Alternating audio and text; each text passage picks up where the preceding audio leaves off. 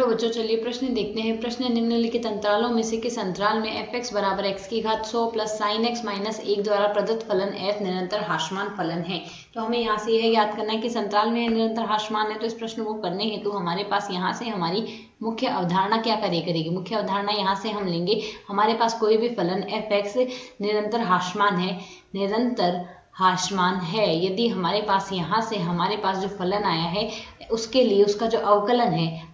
f(x) निरंतर हास्यमान है यदि हमारे पास f'(x) का जो मान है वह हमारे पास 0 से छोटा आ जाए, उस स्थिति में ये फलन हमारे पास निरंतर हास्यमान होगा। तो यदि हम यहाँ से देखें, हमें जो फलन दिया है x की घात 100 plus sign x plus minus 1 दिया है, f(x) बराबर हमें यहाँ से दिया है x की घात 100 प्लस साइन x, साथ में ही हमें यहाँ से दिया है माइनस का 1। तो यदि हम यहाँ से देखें, हमें फलन यही दिया गया है। तो यदि हम इस फलन का x के सापेक्ष अवकलन कर दे तो f'(x) आ जाएगा। f'(x) बराबर आएगा हमारे पास यहाँ से 100 गुणा x की घात 99 हो जाएगा, और साइन x का अवकलन होता है हमारे पास यहाँ से कोस x। तो यदि हम यहाँ से अंतराल देखें, a b c d सारे अंतराल देख लेते हैं। पहले अंतराल 0 से 1 दिया हुआ है, तो यदि हम यहाँ से पहले अंतराल पर चर्चा करें, a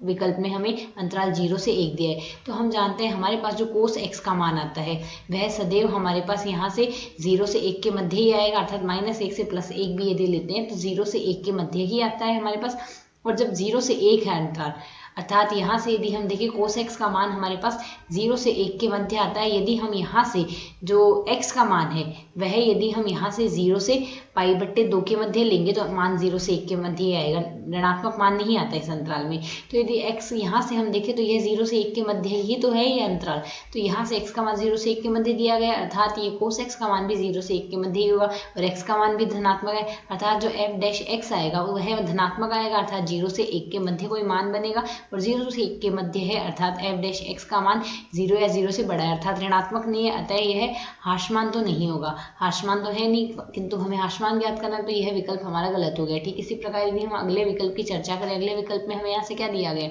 अगले विकल्प में हमें यहाँ से दिया गया π/2 से π के मध्य, और ठीक इसी प्रकार यह अंतराल 0 से π/2 के मध्य रहेगा, क्योंकि 0 से π/2 के मध्य हमारे पास यह मान भी धनात्मक होगा और यह मान भी धनात्मक ही होगा, तो यहाँ से हमारे पास मान धनात्मक ही होगा। इसी कारण हमारे पास ए विकल्प के साथ साथ सी विकल्प भी यहाँ से गलत हो जाएगा। अब यदि बी विकल्प की चर्चा करें, तो बी विकल्प में हमें यहाँ से यदि मान देखें, अंतराल π/2 से π के मध्य दिया गया है, तो π/2 से π के मध्य अर्थात π/2 का जो मान है वह हमारे पास 1 से ज़्यादा है। यदि हमारे पास x का मान π/2 से π के मध्य होगा, तो यहाँ से हमारे पास जो कोस x का जो मान आएगा, इस स्थिति में कोस x का मान हमारे पास यहाँ से ऋणात्मक हो सकता है, मतलब -1 आता है इस स्थिति में, तो यहाँ से मान हमारे पास -1 से +1 के, यहाँ से हमारे पास जो मान हमारे पास -1 से 0 के मध्य का मान बन रहा है, अर्थात ऋणात्मक मान बन रहा है। किंतु यदि अब हम यहाँ से देखें, हमारे पास जो π/2 होता है वह मान हमारे पास 1 से तो बड़ा है, 1 से यदि बड़ा है तो जो x की घात 100 हमारे पास थी